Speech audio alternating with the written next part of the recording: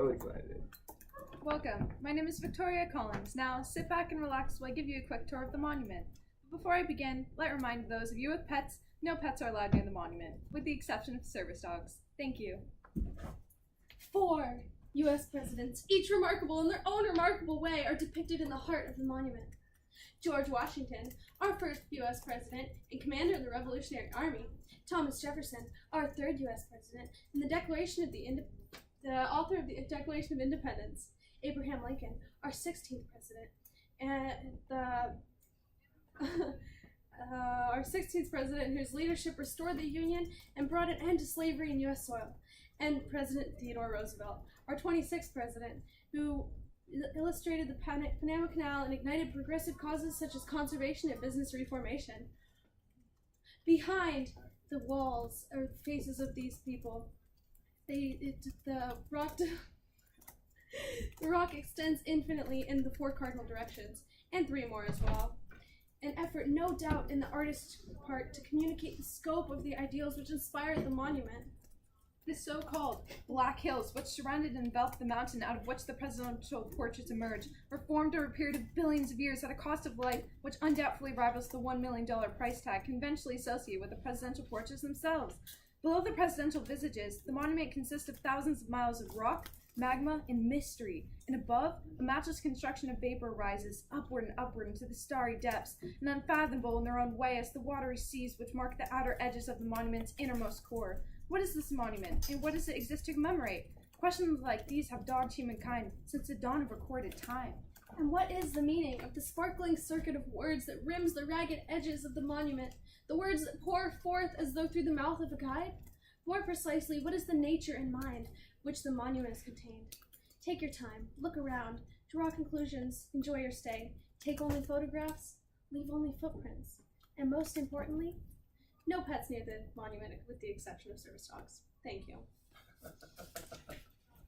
These are all pieces. Today we'll be presenting for you pieces from the play Monument, which is showing the different perspectives of people in a picture of Mount Rushmore.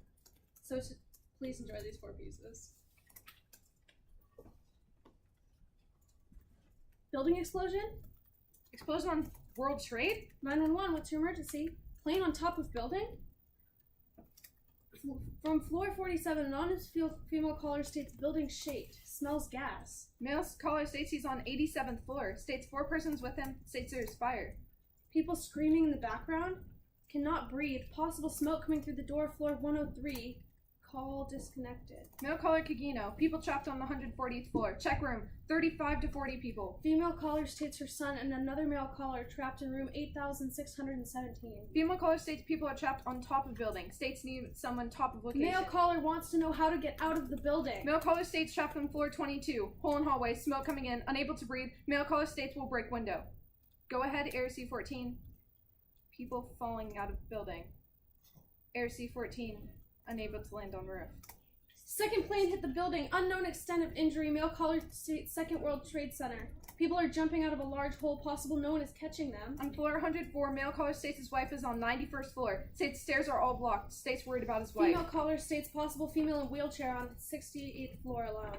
Male caller states 160th floor. About 100 people in the room. Need directions on how to stay alive. Several jumpers from window at First World Trade Center. Male caller states he's on 84th floor. Number 2 tower. Can't breathe.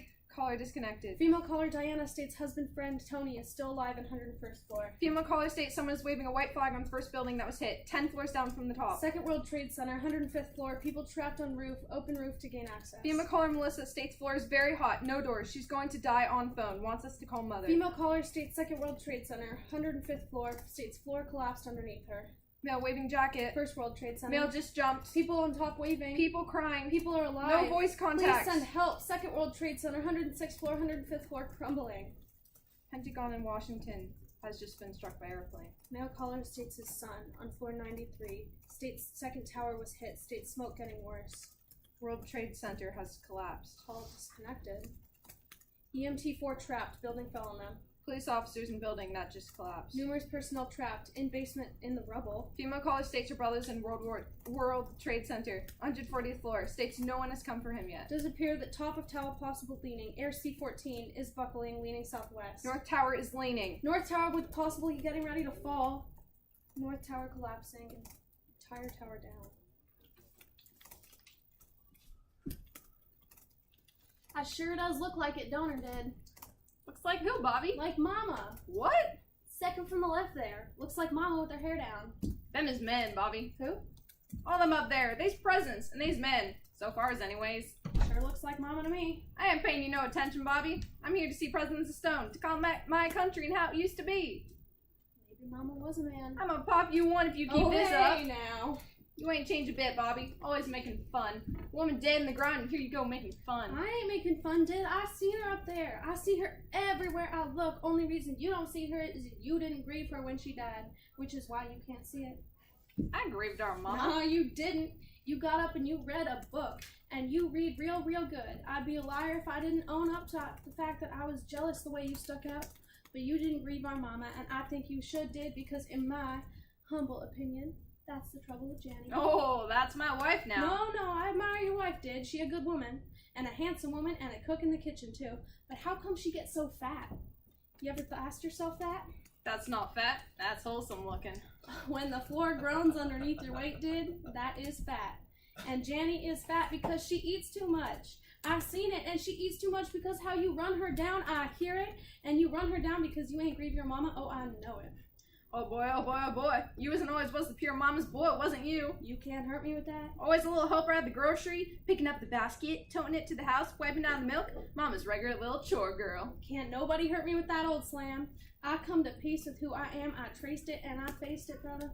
Well, goody for you. Remember that time you and Daddy was in the back of the barn with the axle to lift and I come back to help you and you shooed me out of there? Hell, I don't know. Groaning and sweating in your undershirts. I remember it like tomorrow. Yesterday, Bobby. What? You remember it like it was yesterday. Yes, I did. The mortification of it, the shame that I was not allowed, not invited to participate in the work of the farm, that I somehow was not fit to be a part of it. Wasn't but a little kid back then. I was old enough, but I come to terms with all that. Since I left the farm, I come to terms with the fact that lifting axles up off the ground is not my line. I come to realize that I've been called to another portion. My talent is more towards lifting the heavy load of sorrows off the shoulders of my fellow man, up to and including my big brother Diddy if it need. Well, I'm glad to see you found yourself, Bobby. I appreciate the concern. And maybe I'm just a disappointed sinner with a big fat wife. But how comes not grieving a woman I never did love? That I cannot understand. Oh, did? No.